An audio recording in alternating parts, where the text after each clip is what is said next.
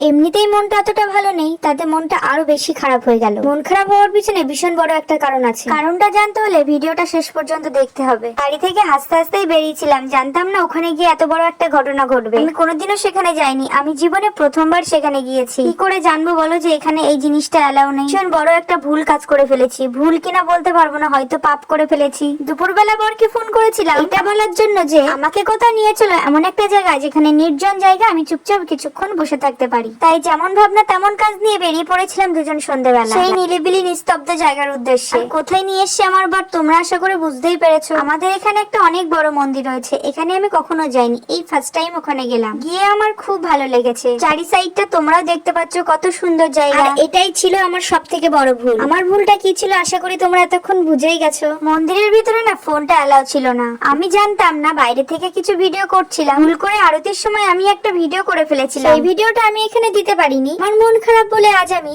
মায়ের কাছে এসেছি।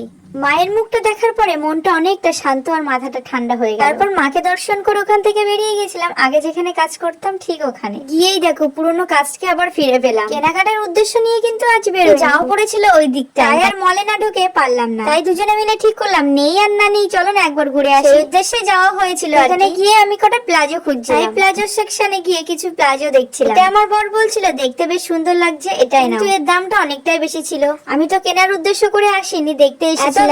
কিছু একটা না নিয়ে কি করে যাই বলো। তাই অবশেষে এই প্লাজো প্যান্টটা আমি নিয়েছিলাম।